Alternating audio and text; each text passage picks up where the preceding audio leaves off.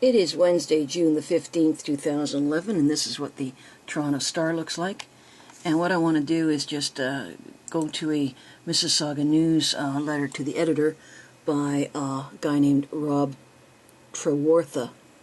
And I just want to read it and then offer some context.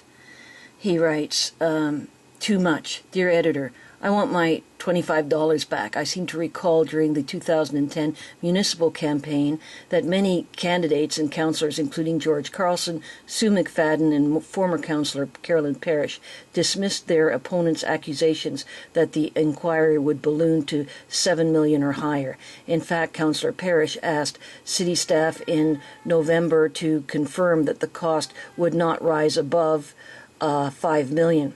Now the cost is $6.2 million or $25 per Mississaugan, and it is likely the final price tag will well exceed $7 million if Mississaugans were given the truth up front, and if they were told the cost of the inquiry would escalate well beyond the $2.5 million initially approved by council. I doubt that they would have supported it.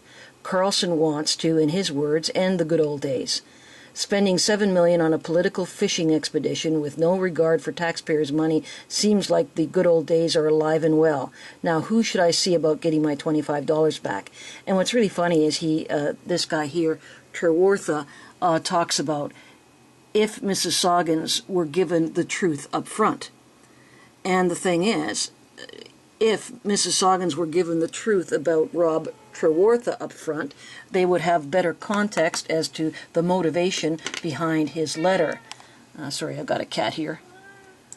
And when you look at Rob Trewartha's Facebook page, you'll see that he, when you look here at his photos, political photos, yes, I am a hack. I've already done some research on this guy, so I know he's a hack. Let's go back right here. There's Rob Trewartha. And you'll see here he's with Don Cherry and Hazel McCallion. Right? So the truth right up front, which is hidden in the Mississauga News letter to the editor, is that, well, let's take a look at this one here with Don Cherry. And what it does is he says, somebody's asking, what is Grapes, meaning Don Cherry, doing? And Trewartha says, oh, at last year's rally for Hazel, I helped organize it. So this guy here he is at a Friends of Hazel rally. He helped organize it. It's not something he's saying. He just gives the impression that he's just this Mississauga resident. And here. And when you check out his friends, there are 308 friends, among them is none other than Betty Merkley. I think I'll just go and search for Merkley, M-E-R-K. And there she is. Well, Betty Merkley was the key organizer of the Friends of Hazel rally. And so that's what you got in this guy.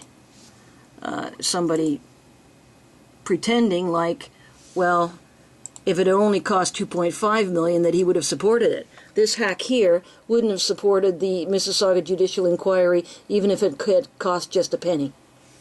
So, that's what you need to know about one self-described political hack, Rob Trewartha. Helped organize the Friends of Hazel rally that opposed the judicial inquiry.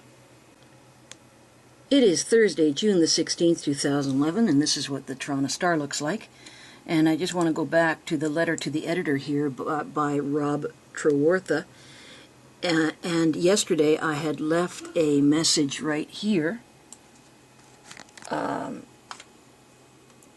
mentioning Rob Trewartha and his Facebook page, and especially, you know, that he's there with Don Cherry, and also that his friends, one of his friends is Betty Merkley. And I went to his Facebook page just now, and guess what? His friend's information, which was over here, recorded only yesterday, is completely missing. And he's now put up that he shares his profile not with anyone. You have to add him as a friend. So that includes his photos now. Even his photos are now no longer available. And of course, I predicted that That's what friends of Hazel do, and anyone to do with the city. They tend to hide their turds. And now he's completely made it private, so clearly we've got Rob Trewartha now switching over to hide his friends. However, I anticipated that, and I saved his website just yesterday, and here are his friends. I believe there was something like 365 of them, but right now what we should do for fun, let's increase the size of this, and you'll see that one of his friends is also Ron Starr. A whole bunch of friends here. Bonnie Crombie, Brian Crombie. That guy's a real beaut. But also, when you go Control F and STAR and search, there he is. One of Trewartha's friends is also, no surprise, Ron Starr. So, no surprise then, too, that he's going to say unflattering things about Carolyn Parrish. But going back to Merkley, I had mentioned Merkley over here as one of his friends. That might not seem like much. You might say, so what? Everyone's got friends on Facebook.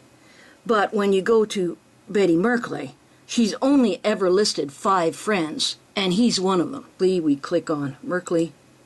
Here's Betty Merkley's Facebook page, and she only lists 5 friends. That's why this guy here is so interesting. She's only listed 5 friends, Rob Trewartha, and also this person plays big.